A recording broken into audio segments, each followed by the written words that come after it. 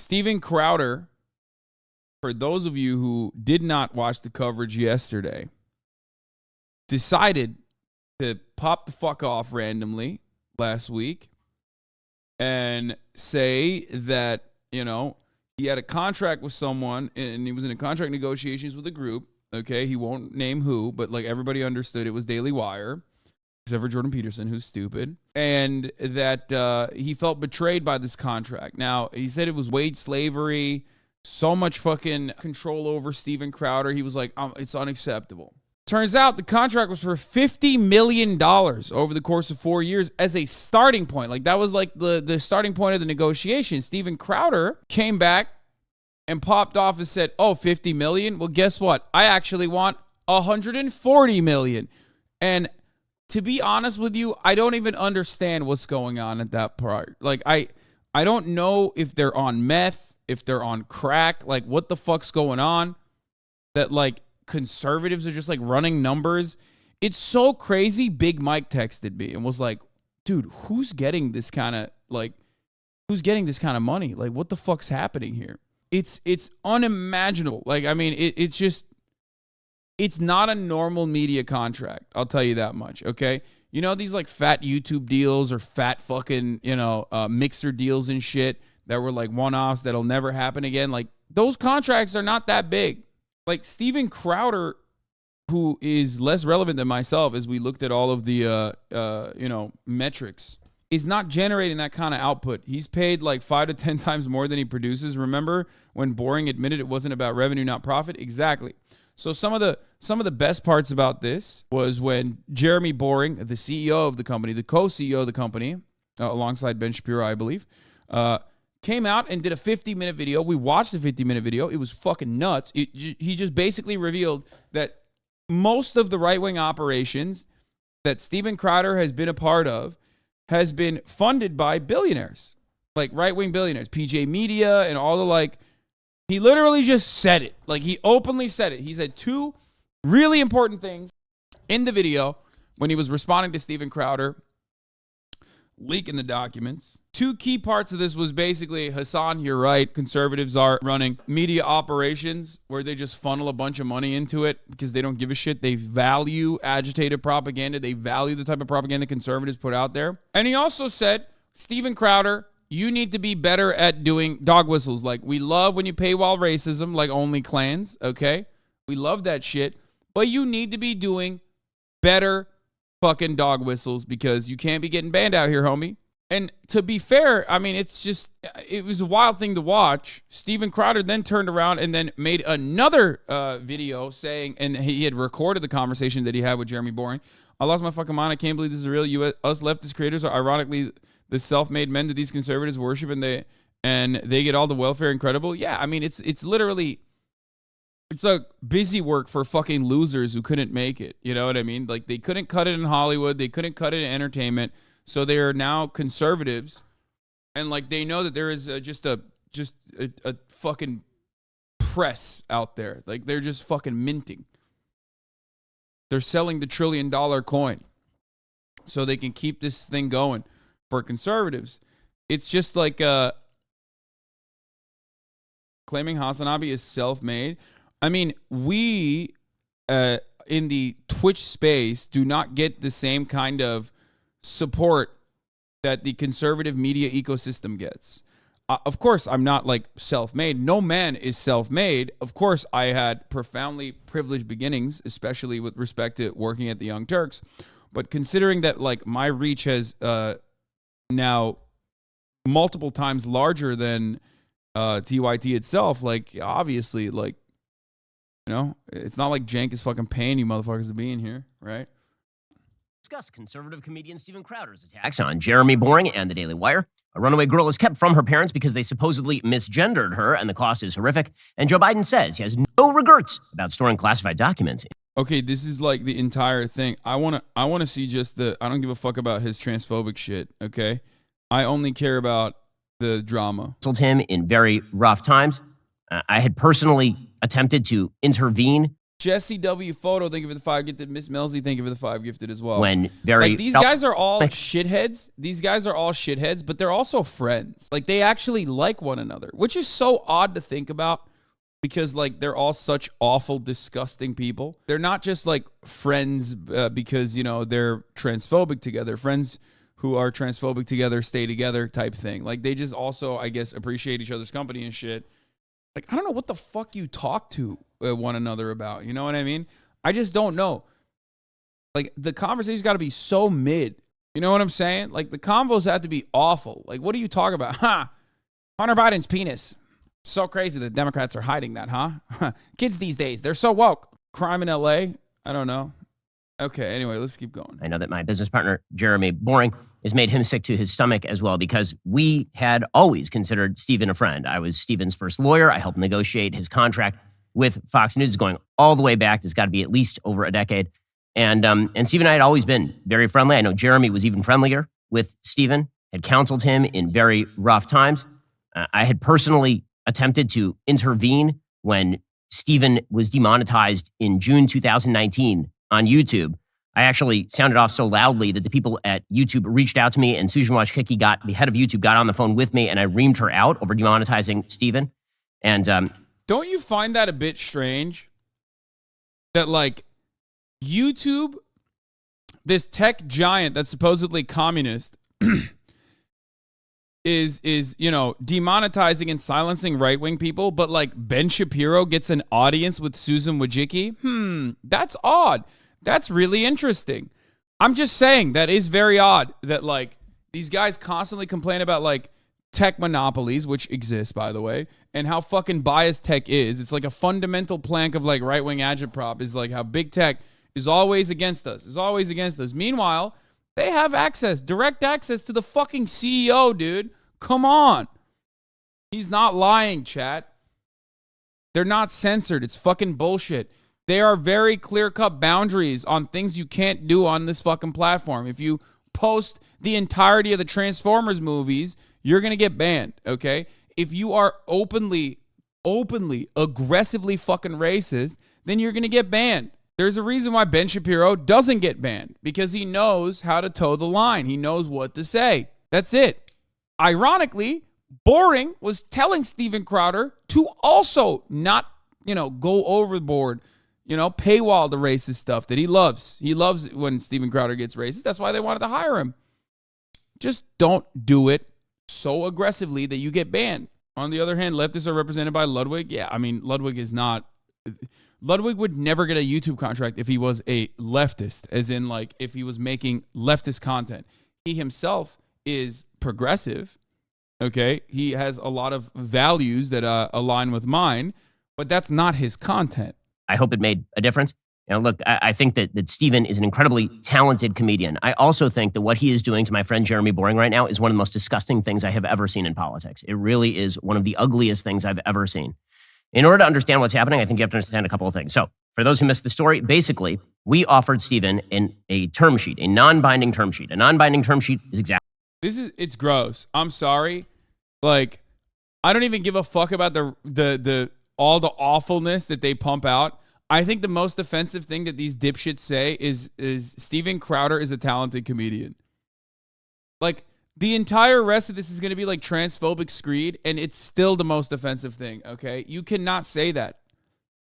You can't say that, man. That is, like, objectively untrue, like being a flat earther, but also simultaneously, like, gross and immoral to say. It's literally, like, it's more offensive than anything else you could say. Exactly what it sounds like. It is a list of terms for a proposed negotiation for a contract. And then negotiation happens, then you come to a final contract. That is what a non-binding term sheet is. His agent had solicited us to make him an offer. This is when he was in his closing days with the Blaze. And so we sent him over a non-binding term sheet for $50 million over the course of 4 years with an additional 2-year option at $25 million. That is, as it sounds like, a lot of money. But we thought that Stephen is worth it because Stephen is, again, an incredibly talented guy with a very, very large... It's just like I physically cringe every time I hear anyone say, Steven Crowder is an incredibly talented guy. Like, he's not even the best racist. You know what I mean? Like, what league is he in where he's good? Like, if we're talking competitive racism, like he's not even the best. What is he talented at? He's like at best he's like fourth. Okay, he's not even getting a bronze medal at racism. Come on, man. He's got all those impressions. No, that's the point. He has nothing. His impressions are not even like good. When he tries to be racist, he's literally doing like old ass 1980s bits from other comedians who were mid back then. Okay, that's the worst part. He has one voice for every black person. Anytime he wants to talk about a black person, he's doing Chris Tucker voice. Okay. From Morgan Freeman to Barack Obama, it's always the same voice, okay? He tries to talk about, like, black farmers getting subsidies from the American government. And he's like, oh, Hennessy! We're going to grow Hennessy on trees. I'm like, dude, really? Like, you could have, if you're spending this much time being racist, you might as well fucking put in some goddamn work to be, like, creative about it. You know what I mean? He is not even silver too, man. He's iron. Didn't you call him the LeBron of racism yesterday, or was that something else? No, I was saying, like, they hired him because they're hiring him because, like, that's why I changed it from LeBron to Steph Curry. Like, I was making an analogy about, like, why they hired him, and also putting that, like, racism clause in his contract is silly because it's like demanding that Steph Curry, like, stop shooting three-pointers. You know what I mean? Like, you're hiring him to shoot three-pointers. That doesn't mean he's like the Steph Curry or the LeBron of racism, though. No, it's not even slander. It's not slander. You're misunderstanding what I'm saying. I'm not saying he's at that level in competitive racism. I'm simply stating that he is, that's what they hired him for. The analogy was more about the racism clause in the contract rather than like the actual talent that he demonstrates on a daily basis on the courts of racism. Give us top three races. Varg is probably up there. I'd say Kanye West is doing some good work. Late season. He's a late bloomer, obviously, but he was definitely clutching it big time. Okay. Rush Limbaugh's pretty good. Kanye is rookie of the year. Eric Clapton is a pretty good racist. He's high up there. He's pretty good. All right, let's continue. Following. And if you want to hear the actual term. I mean, Tucker Carlson is the GOAT at racism. Like, let's be real. Exactly. If you want to talk about the LeBron of racism, that's Tucker Carlson. The numbers that he puts up with respect to, like, his racist, agitated propaganda is unimaginable. You know what I mean? All right, let's continue. Terms of the term sheet, all you have to do is go to the description on this particular video or head on over to YouTube, and you can see my business partner, Jeremy, suggested that if we had essentially offered him an enslavement contract that would have robbed him of all of his freedom and made him subject to the whims of big tech and all the rest of this kind of bullshit. And it's just not true. Jeremy, unlike Stephen, read the entire text of the term sheet on the air and goes through it piece by piece and explains exactly how it works. And in short, all the contract says is, we are offering you this gigantic sum of money, and if you... I can't believe he cursed. ...start to lose money for the company and for yourself because you lose YouTube, for example, then we both lose money, so you lose some money. Because this is typically how contracts work. On this show, for example, if I lose advertisers and the revenue of the show goes down, then I lose revenue personally because the revenue of the show has gone down. So again, if you want the details, the legalistic details of all this, you can check out Jeremy's video. It is absolutely comprehensive and irrefutable because again, he reveals, I've never seen anybody else do this, he reveals literally the entirety of the what. If he was negotiating with the Daily Wire while he was still under contract with the Blaze, they could both be in some serious shit. No, they wouldn't. What the fuck are you talking about?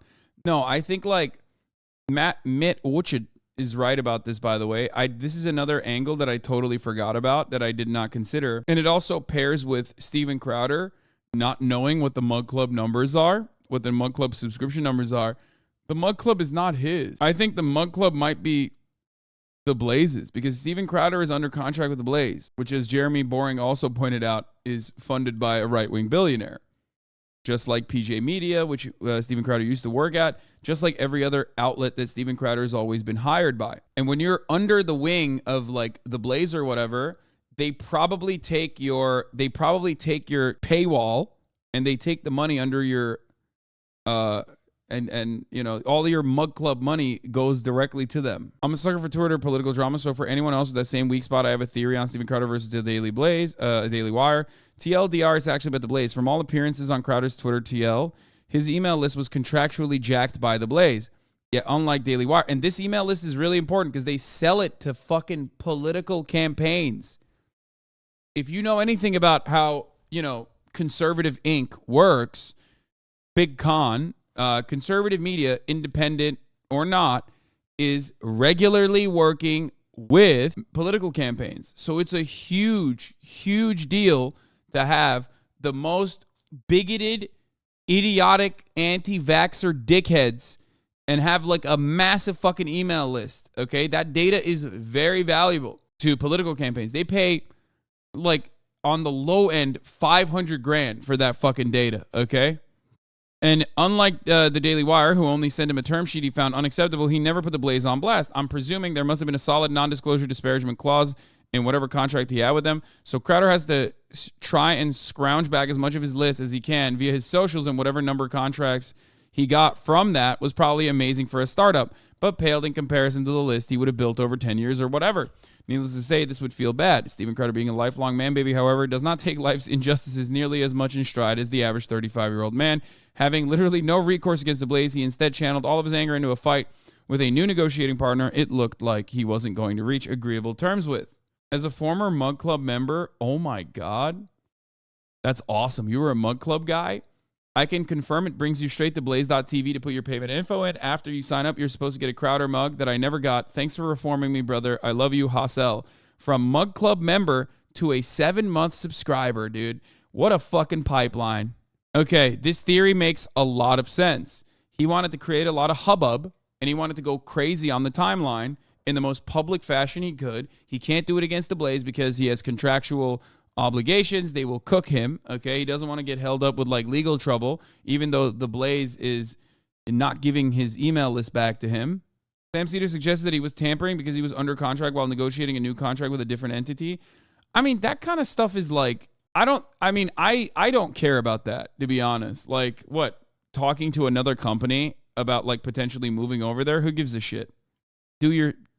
Listen, Kings, if you have the opportunity to get more money from another company, you should do that. Majority Report showed a clip of a quarter pounder from December talking about how he was exhausted from being up all night helping Crowder fix his website, get new hosting, etc.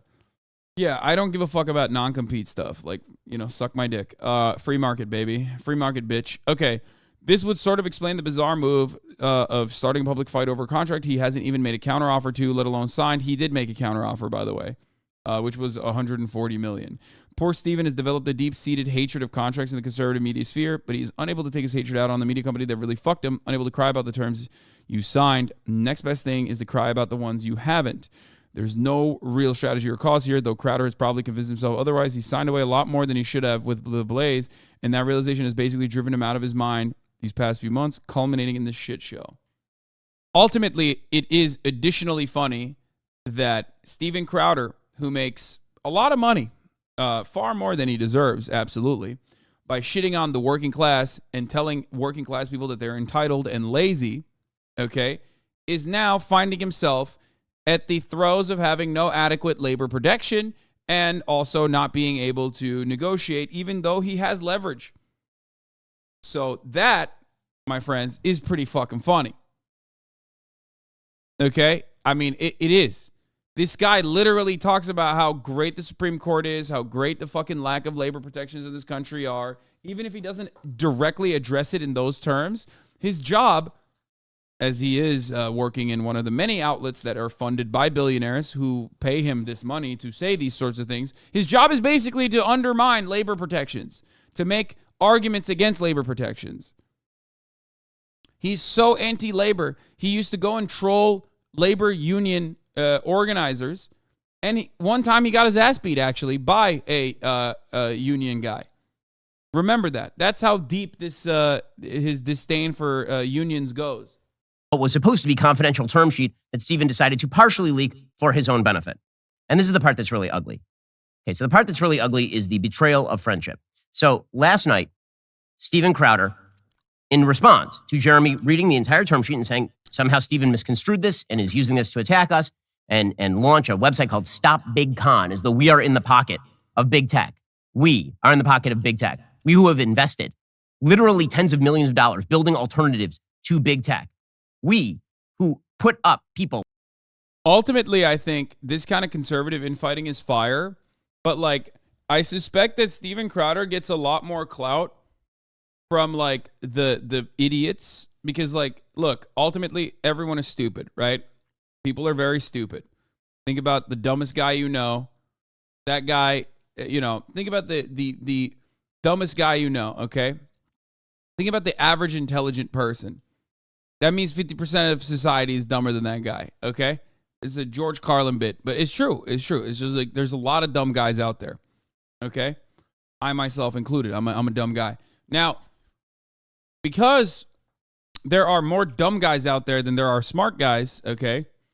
Steven Crowder's rhetoric and commentary is going to be more appealing to the dumb guys than hoity-toity, look at me, I'm actually a very smart Ben Shapiro.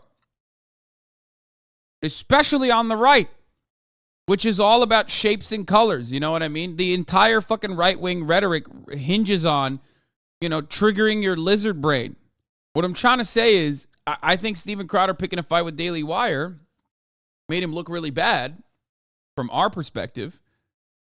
But like, there are a lot of stupid people out there who are probably saying like, oh, Daily Wire, you guys suck. You're behaving in big corporation, in big corpo ways. Meanwhile, our boy, Steven Crowder, he just wanted to be able to say the N-word and then, not get banned by Daily Wire. And you fucked up. That's why I think like a lot of people like the Tim Pool watchers of the world and everyone else that's like looking at this right now in the conservative sphere is going to probably lend support to Steven Crowder. Even though on its face, I feel like, crying about a $50 million contract, pretty fucking insane. Let's see what happens though. Like Matt Walsh and Candace Owens and my show, we who have been attacked by Facebook and have been attacked in the legacy media all the time and who are routinely demonetized. Well, yes, nailed it. We were in the pocket of big tech. This was Steven's line of attack. And supposedly, this line of attack came from that term sheet, right? The idea was that the term sheet was doing the work of big tech because the term sheet suggested. Yeah, look, they're coming after Daily Wire. Look, all the Daily Wire personalities are now defending online defending Daily Wire. It's so obvious that what Crowder said was right. If we say nothing, then our silence is confirmation of what you already believe. If we defend ourselves and our company, then that is confirmation of what you already believe. It's almost like there's literally nothing we could do or say that won't confirm what you already believe. Oh, that's so sick. If this ends up taking down the Daily Wire, that'd be so fire, dude. I fucking love that shit. I suggest job application. Just get a job application. Get a job. That's all I'm going to say. Get back to fucking work. You got a problem, get to work. That if he got demonetized from YouTube and we both lost money, that he would also lose money. What he apparently wanted us to do was continue to pay him extraordinary sums of money, even if the show was losing money, which is called a charity. It is not called a business. The hardest thing to do in the conservative movement or anywhere else is to, one, run a successful business, and two, make a difference. We here at Daily Wire do both things. In fact, we try to generate a profit so we can continue to make a difference. And it turns out when you lose money, you don't actually have the wherewithal or the resources in order to do things like spend enormous quantities of money making What is a Woman by Matt Walsh, or making The Greatest Lie Ever Sold by Candace Owens, or funding the investigative reporters who shift the Virginia gubernatorial race by uncovering what happens in Loudoun County, or put out good information each and every day to rebut the evils of the Biden administration. Or I do love, like, every time they talk about their dubs, I'm like, wow, this is the stinker coalition. You know what I mean? Every dub that they talk about is just awful. Like, you don't understand. We make the shittiest documentaries you've ever seen. You don't get it. You know how hard it is to make a shitty ass documentary? It's very hard. spend the You know how hard it is to make a movie that makes $800 on release? You know how hard that is? We dumped $1 million into that. Gina Carano. millions of dollars it takes to sue the Biden administration to stop the OSHA vax mandate or any of that kind of stuff. That costs money. And in order to make that money, you have to run a business. So you can't run a charity for your hosts. That apparently is what Steven wanted, but Steven decided. You know how cops have like major they have to fund, like they have to put a pool of funds together that taxpayers, you pay for, by the way, that they know they're going to have to pay out in settlements because they can't stop themselves from like beating the shit out of innocent people. It's the same for it's the same for conservatives in the other way. They have like an offensive legal fund. I know this for a fact. I've talked to people at YouTube, okay, where Rumble, for example, sues YouTube regularly. They always lose. They always lose. Same with the Daily Wire and every other conservative outlet.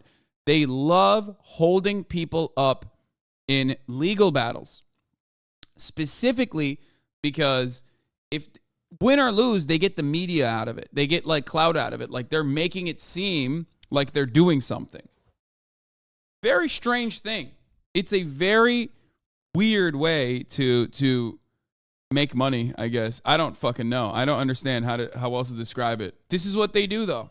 This is like this is a part of their like media and business strategy. Besides that, this is supposedly his story is that he was so offended by the term sheet, he just had to speak out. He had to stand up for the little guy, right? Okay, there are a bunch of problems with this. I was willing to stay silent on all of. I'm surprised that actually generates enough profit that is worth that cause. It doesn't. None of it is about profit.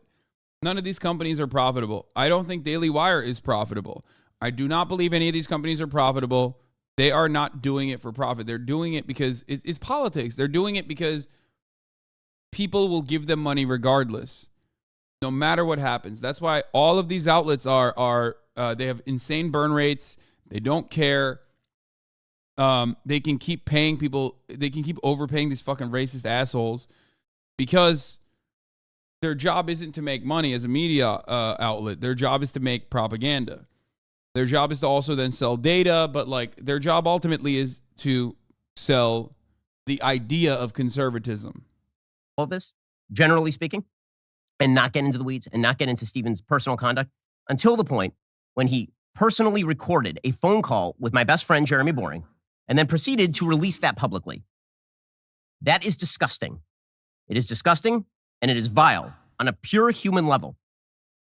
Jeremy, again, has gone out of his way for Stephen more times than I can count. He has counseled Stephen personally. And Stephen decided in premeditated fashion that he was going to tape his friend and then release it to grow his email list. It is that simple.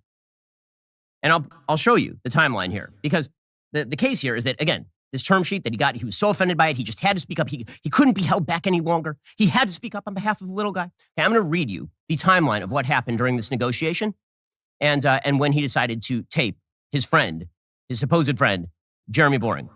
So here is the timeline here. October 5th, 2022 is when we sent Stephen the supposedly evil term sheet. So evil. So you would imagine that if the term sheet was that evil, October 6th, he couldn't have held back. How could you guys do this? It would be just October 5th is when we sent him this term sheet offering him $50 million over 4 years plus a 2-year extension for $25 million. You know, basketball player type money. On November 2nd, Stephen called up Jeremy and said, I want $30 million a year and a bunch of changes to the term sheet. I'm not going to redline the term sheet. I'm not going to edit the term sheet. I just want you to send me a brand new offer. On November 6th, 4 days later, remember, this is after he's already sounded off. He's got the term sheet. He's had it for a month. November 6th was election night. You'll recall, if you're a Daily Wire fan, Stephen Crowder appeared on our election night coverage.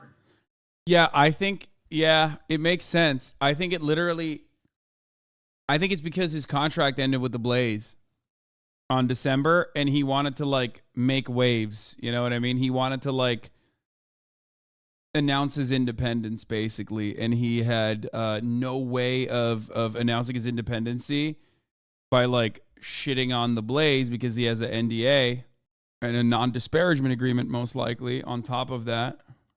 Non-disclosure and a non-disparagement agreement most likely. So he just came after the Daily Wire, the big dog. Because it's so stupid. He was like, this is just about allowing racism to continue. Like, because Stephen Crowder was like, I am a bold truth teller. I'm here to just advocate for my way of making money, which is by being racist behind a paywall, but also by being racist in front of a paywall that will subsequently get me banned. Yeah, he is out there. He's fighting for something. He's fighting for what's right for him, which is the right to say unhinged racist shit, get banned, and then still be able to, make the $50 million contract.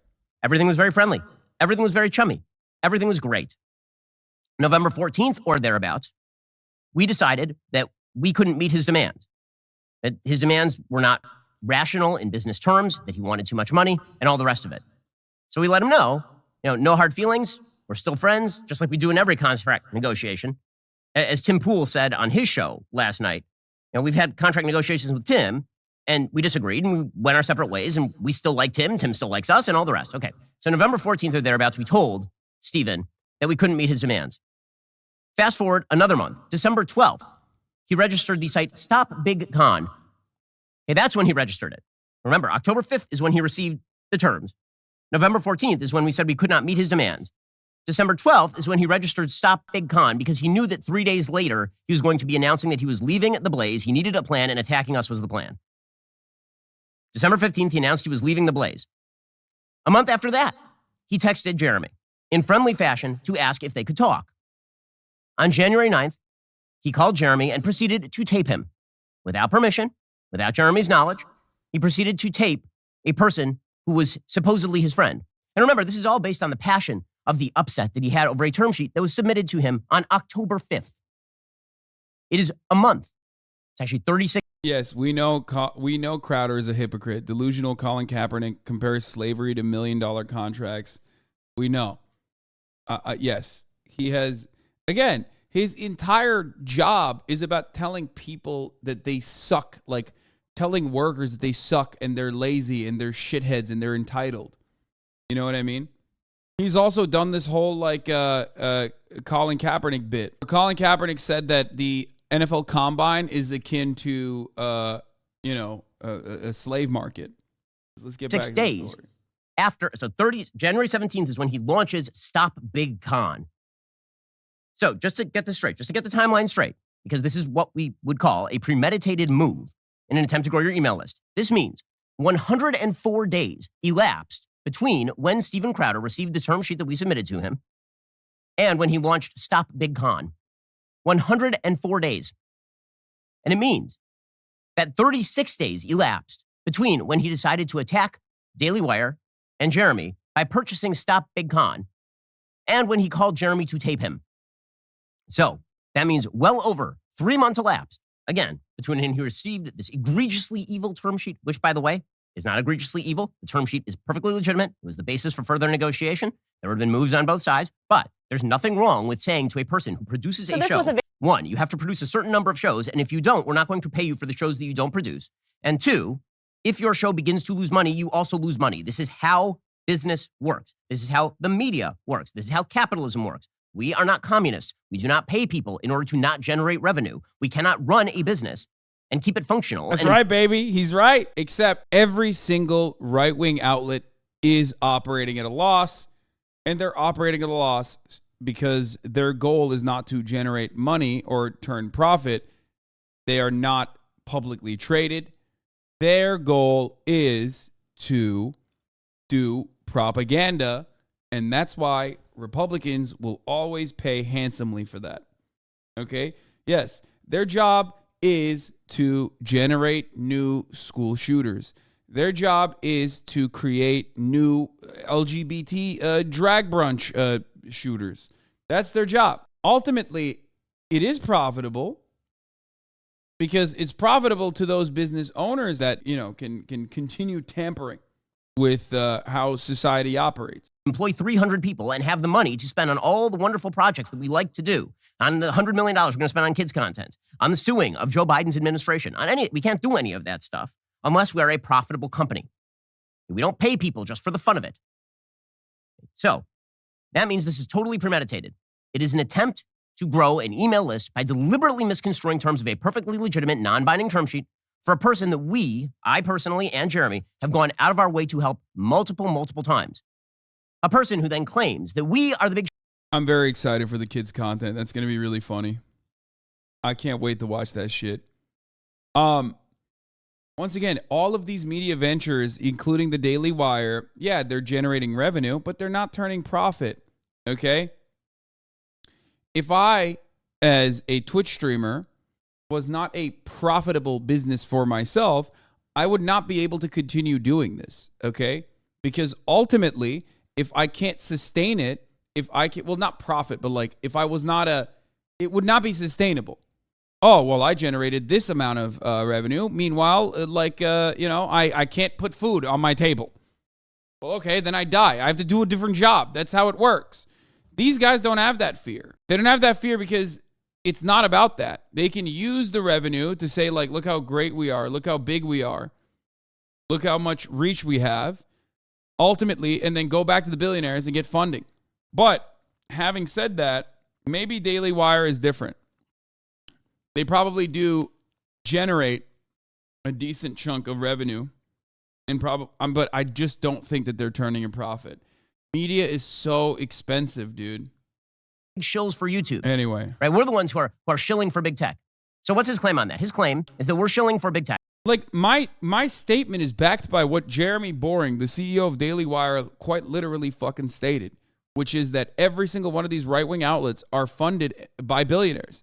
So they don't have the need to turn profit. Daily Wire is different is what he's claiming, but I don't think it's different, especially because they are funded by billionaires. We know that they're funded by billionaires. The Wilkes brothers that pumped all their funds into PragerU, that made PragerU basically, which is now owned by the Daily Wire, for the record. They are subsidizing the Daily Wire as well. By saying that if you get banned from YouTube and we lose money because of that, then you also lose money. Well, I noticed that someone else makes the vast bulk of his living via the exposure he receives on YouTube, and his name is Steven Crowder. Steven has a bigger following on YouTube than I do. He has a massive following on YouTube. He's a YouTube superstar. He has 6 million followers on YouTube. He doesn't want to be banned on YouTube. By the way, he doesn't have to be demonetized in order to continue. The demonetization does not mean that he doesn't indirectly make money on YouTube. The exposure he receives on YouTube allows him to push people to Mug Club. He knows this. This is why he has a pissed off YouTube. Yeah, dude, they're leaking it. They're leaking the thing. Oh my God, everything I've been saying, they're just openly admitting. It's so awesome. This is refreshing. This is refreshing. It's refreshing to see. These guys rely on getting banned because when you get banned, you get media coverage and your audience, like Republicans love that shit. They're like, oh, we're under attack. How do we support you? You just got banned for racism. How can we offer you support, Steven Crowder, is what like all these fucking hogs say. And then they're like, oh, go to Mug Club. Go to the subscription method. YouTube segment, which is smart. Right? He does the same thing on his show that I do on my show. Exactly the same. The message, yeah, exactly. The message is always, the method is the same. Be racist, get banned, drive traffic to your, unfiltered, more unhinged and more racist content behind a paywall and, keep making money that way. That's it. That's it. That's how it works. Rinse and repeat. Now, for that reason, though, I understand Steven Crowder's side. Steven Crowder's like, brother, you can't put a clause in the contract about me getting banned when, like, whenever I get banned, your subscription numbers are going to pop off. The fuck do you mean? How are you going to tell me that one of my key elements of, like, generating revenue is also going to cut off my revenue? Same thing. You will hear me on the show when I discuss COVID. I'm about to say a bunch of things I can't say on YouTube. So head on over to Daily Wire Plus and subscribe and hear the rest of it. This isn't the same for someone like myself, for example. When I get banned, I'm cooked because I don't have like a secondary mode of generating revenue. You know what I mean? I'm not like saying cracker on the platform and then getting banned and then going, hey, if you want to hear all of the fucking anti-white things I want to say, like come join the fucking Mug Club. You know what I mean? The Hasanabi Mug Club. And then I can say all of my unhinged shit there, That's not how that works. But that is exactly how that works for Steven Crowder and the like. Steven does the same thing. He says, I'm going to have my piss off YouTube segment in which he avoids saying the things that will get him permanently banned on YouTube, but directs people to his site. So is he a shill for big tech? Is he a shill for big tech? Because if he were really not a shill for big tech, apparently, he would just say whatever he wants any day. He would just say it any day. And if they knock him off, they knock him off. But he's not doing that because he's not a moron. Steven's not a moron. He apparently is just a bad person who tapes his friends and then releases the tapes for personal gain. I'm personally insulted by Steven's behavior here. I'm more insulted. It has nothing to do with me because he hasn't actually said anything about me. It has to do with you don't get to attack my best friend and suggest that my best friend is some sort of shill for big tech. Aw, this is about friendship. Aww. It's about friendship. That's my friend. You came after my best friend.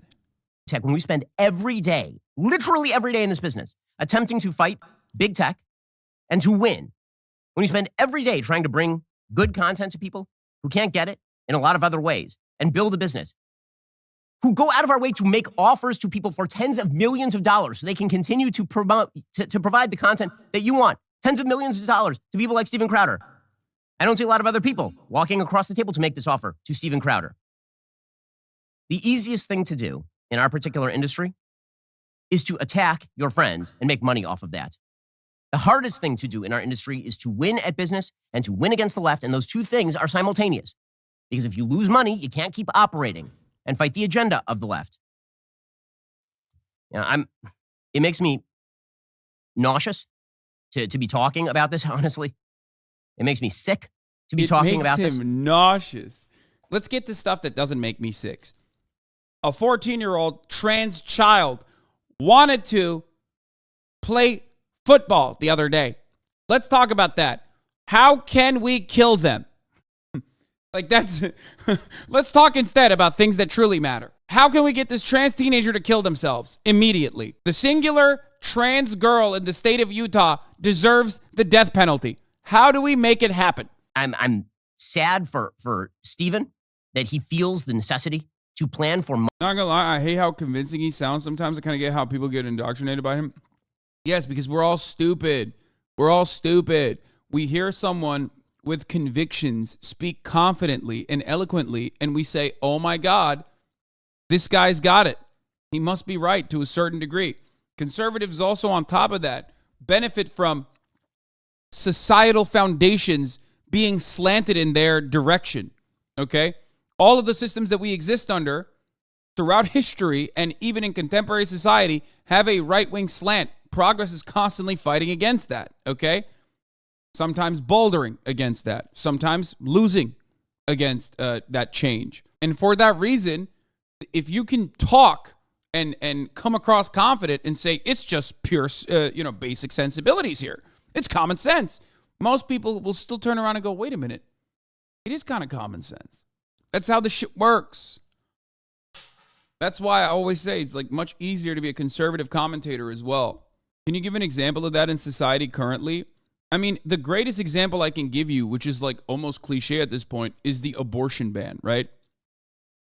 The criminalization of abortion in red states. That is like an objectively insane reactionary move that is undemocratic in every sense of the word. There you go. Most people are transphobic.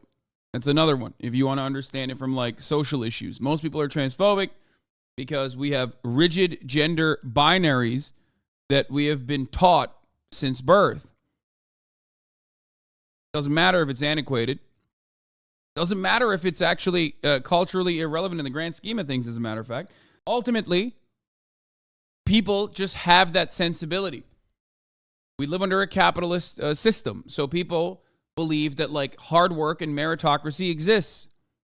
So any kind of message that you cut against that is going to have to basically prove the point that meritocracy is a lie.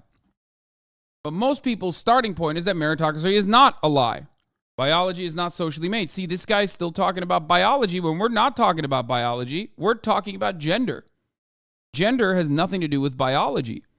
Gender is a social construct. But a lot of people's starting position is this because it's been smashed together from the jump. Yes, Chomsky talks about this as well. The burden of proof is always on people that are going against the norms. That's why it's much more difficult to do leftist agitative propaganda because you have to look at the inherent contradictions and explain to people that they're mad at the wrong things when everyone who do get paid like a lot of fucking money, like Ben Shapiro, is working to tell you, no. Don't focus on the real reasons as to why you're angry or why you're fucked over at your place of work. Focus on the only 14-year-old in Utah, in the state of Utah, that is a trans girl that wants to swim. Does that move the needle? Does that change your life? Let's say that trans girl kills herself, okay? Did that dramatically improve your life in any meaningful capacity? Did you get any kind of material restitution? No. Are you going to sleep better at night? No. You didn't do anything. But these fucking assholes tell you every day that will improve your life. That's the thing you should be mad about. And they do it very successfully because people don't want to notice the sad truths of their existence, the cold, hard truths of their existence. They don't want to recognize that. It's easier to feel sedated. And in a weird way, when you have an outlet, when you have a decent vector of your anger, especially when you're a fucking loser and it's much easier to shit on those who have less than you, that outlet of your anger becomes an easy target. You can just rest easy knowing that you're just, I guess, doing the right thing, trying to change society. Months, apparently, to attack his friends, to try to grow an email list in the most cynical possible fashion and tape his friends on the phone and then release that public. Who does that? Who does that? Is that something you do? I mean, let me just ask you on a personal level. Have you ever done that? Have you ever taped your friends? Is that a thing that you do? Dr. Felipe 89, Hasanabi, to reinforce your argument further, I didn't learn the difference between sex and gender until med school, lol. Yeah, there you go. You text your friend just so you can set them up on tape. And then you selectively release parts of the tape to try to make them look bad. It fails, by the way. And you lie about the terms that you are offered in order to grow your email list and look like the truest conservative in all the land. The man who's truly standing up, while, by the way, not being banned from YouTube. He explicitly says on his show that he does not say things on YouTube, so he will not be banned on YouTube. But when we say the same thing to him, apparently it's super bad.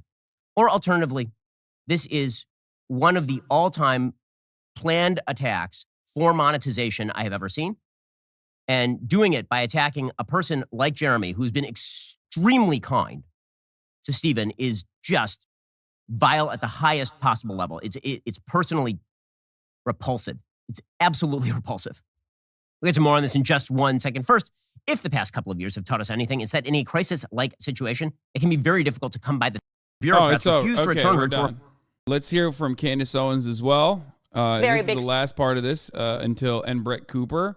Brett Cooper had a take on it. She's the young Daily Wire employee that like Steven Crowder is basically talking about. Same. All right, here we go. How long is this shit? Even though he's demonetized, negotiated for months. The first term sheet that I was given, I was like, no, I'm going to change this. I want this. I don't feel great about this. Could you answer this question? That's how negotiating works. And what I got after those 3 months of negotiating, I negotiated for about 3 months for both of the contracts. What I got, I believed to be very fair. And in case people get caught up in the details, I don't really know why this needs to be said, but my contract is not in the same structure. I hate it. I hate every time we like watch a conservative woman. This chat like goes absolute bananas. Don't say I made you this way. I hate it. I'm sorry. It grosses me out. It pisses me off. I don't know if you guys are like joking or if you're being serious, but it's just like deeply, deeply frustrating. It's not funny to hear the same like, hear me out, I can fix her joke for the 7,000th time, okay? These people are fucking charlatans. They're awful. They're like objectively saying awful things and getting paid handsomely for it. And you're over here going, oh man, like I love her actually. She's great. Stop. Please get a new joke. Structure is what was offered to Steven Crowder. Not in the slightest. And Jeremy said that in his video. And he said none of our talent has the same contract.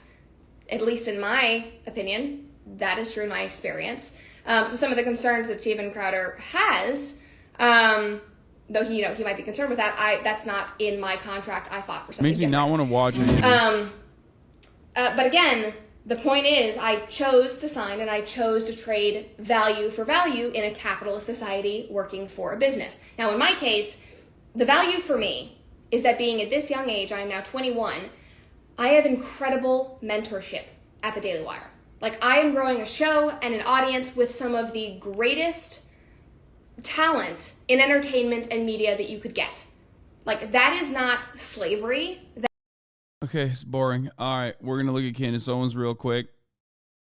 And then story, and I got tons of tweets from people asking me about Steven Crowder. People were saying, you need to speak out for Steven Crowder. Candace, blink twice if you're under duress. All sorts of comments like that. And I had no idea what they were talking about. I obviously then went to Steven Crowder's YouTube page and I saw a video that he had put up, and he was discussing a company who were essentially offering him what he thought amounted to a slave contract. It was very heavily implied throughout that the company was the Daily Wire. He said it wasn't the Blaze. He said that there were ad reads, that the company offered him a lot of money, and that he wouldn't sell out. You know, it was this super, I'm a martyr and I'm not selling out to you. And the comments reflected that, yay, Steven, you're a hero. Before I even give you my feedback, let's just hear Steven in his own words. Big tech is in bed with Big Con. The people you thought, the people I thought were fighting for you, a lot of it has been a big con. Now, I'm specifically avoiding naming names or going after individuals in this video because I genuinely hope that those I'm addressing, and you know who you are, have a change of heart. Don't sign these contracts. Yeah, he's working real hard, man. He's working real hard to preserve the integrity of racists, okay, that want to do racism and still work within the conservative sphere. Thank God. This guy is a real labor leader, okay? He is going to start a fucking union amongst political commentators on the conservative side. I now know what you are signing out there. I have the luxury of not having to. Let me go through this. If any of the major platforms issues a content strike such that Crowder cannot be monetized on such platform, the fee will be reduced by 25%. And then another 20% of it happens on Apple. And then another 10% of it happens on Facebook. And then another 10% of it happens on Spotify. And then if you get a strike, meaning a suspension, another 20%. Just to drive it home. You get hit by a car, you have a sick day, you could lose $100,000 a day. This is what's sent out to everybody. All right, so you get the gist of this. It is a super predatory contract. And like I said, he never explicitly said the Daily Wire, but it was very clear that he was talking about the Daily Wire, because how many organizations do you know are big enough to offer him, Steven Crowder, what he should, or around the range of what he should be paid, that does ad reads? Obviously, it's not going to be Fox News. It's not going to be PragerU, their 501c3, or Turning Point USA. And he mentioned explicitly that it wasn't the Blaze. So to me, it was sort of like he said, the Schmaley Schmeier, but I'm not naming any names. And I'm going to tell you two things that I thought. First and foremost, to give something a name like the Big Con, obviously, it was mudslinging. And if this was the Daily Wire, which I wasn't entirely sure that it was, but as I said, it was heavily implied, then he also threw mud on me. He threw mud on Matt Walsh. He threw mud on Michael Knowles. He threw mud on every single person, Brett Cooper, that works for Daily Wire, by implying that we are signing these contracts and he is heroic for not signing it. And pulling out excerpts of the contract to say, basically, we're beholden to big tech, right? And I don't like that. If you want to rev up your engine and fire up your big truck, don't get mud on my car, right? That's my thing. If you want to go to war, keep me out of it. At least say this was a contract that was offered to me. He kind of makes this plea. And again, people were just on board with it. But I will also be honest that I was a bit disturbed. Like I said, heavy accusations that this is how the contract should be handled. This would mean and imply that I was working for an organization that is not acting in the capacity of how I would like them to act, right? Or acting in good faith toward the talent. And it felt predatory. So the first thing that I did was I reached out to executives here and was like, what is this? Are you guys going to respond to this? I want to know whether or not you're actually treating people poorly behind the scenes, because it matters to me. It's always mattered to me, okay? You can speak to any organization that's ever worked with me. I have a very good reputation. I maintain friendships with everybody. I do. I don't personally know Steven Crowder. To be honest, the first time I ever had any correspondence with him, he was a bit of a dick to me. You can bleep that out, whatever. But he offered me online to come on the show. I said yes. And an hour later, he lied and said that I canceled, and I never did. And then he corrected it and said, oh, we got confused. And I just thought that's pretty crappy that you publicly tweeted. At the time, I think he had more followers than me, that I canceled on your show, and I never did. But anyways, I never met him in person. And I think he's tremendously talented. And I laughed all the way through his election night coverage. So I didn't really have a horse in this race, and I wanted the Daily Wire to respond. It's just kind of funny that, like, every single person from Steven Crowder to Donald Trump has just been mean to Candace Owens at some point in time. I really want them to address the 20% shit, because I want them to admit that they're trying to rein with him in with the racism. My friend, spoiler alert, but Jeremy Boring, in the video that we watched last night, very openly admitted that. Like, he very clearly said, we love your racism. We love your, like, piss off YouTube segment. It's fucking fire. The problem is, you know what not to say. You can say whatever you want behind the paywall, but you know what not to say in front of the paywall so you don't get banned. Verbatim. I'm not joking. I'm not even fucking paraphrasing, okay? He so clearly and so openly stated that. If everyone has been mean to you in every first interaction, maybe that says something about you. To be honest, though, it could be two things. It could be because Candace Owens is fucking annoying, okay? Sure. But it could also be because, like, everyone that she's surrounded himself with are fucking racist. And racist, raging racist misogynist. So that could probably be another reason why they're just like fucking annoyed by her existence on top of everything else. To it. I said, you have to respond to this. This makes us all look guilty. People are now thinking I signed a contract with this, like I sold my soul to the devil. This is the implication here. So Jeremy Boring, the co-CEO of Daily Wire, did in fact Probably a bit of both. Give a response, actually a thorough response, a 1 hour response last night, which I watched later than my bedtime, I would say. And he went through the contract that they offered Stephen line by line. Again, it was an hour long, so I absolutely cannot play it right now. It would cover the entire show, but you should take the time and you should watch it because he adds clarity and he expands. He goes through the entire contract. There could not have been more transparency. He goes through the entire contract that was offered, and it allows people to actually discern what really went down. And what really went down, according to Jeremy, and I'm very interested to see what Stephen's response is that Stephen became a free agent. He left the Blaze. But Daily Wire offered him a contract, a huge contract, by the way, $50 million they offered him. First, they said, we won't even talk unless you offer a big amount. But Daily Wire came back and offered $50 million. And then Stephen's agent wrote back that they wanted $120 million. So basically, you wanted $120 million over the span of 4 years, which, by the way, pretty unrelatable. Okay, this was last year. I think Jeremy said this all went down in September of last year. And then Jeremy went back and said that there was no way that they could afford that. Months passed, and I don't know, Steven Crowder, new year, new me, popped up in January and was like, actually, it's new year, it's new me, and F you, Daily Wire. I'm not okay with the fact that you even offered me this contract in the first place. By the way, it was a term sheet, not a contract, okay? So Steven Crowder is relying on the ignorance of people who don't know how business work, okay, who don't understand that this is how it works. They put an initial offer on the table, and then what happens is you go get your lawyers, and they go over every single line, okay? So my contract with the Daily Wire took us 5 months to negotiate. Lawyers going over every single line. They got me a term sheet. I said, no way to this. Here's what they are almost like literally saying the exact same shit. Like, I don't think that they're trained and coached to saying this, but it certainly feels that way because of how consistent they have been. It's awesome. It's so awesome.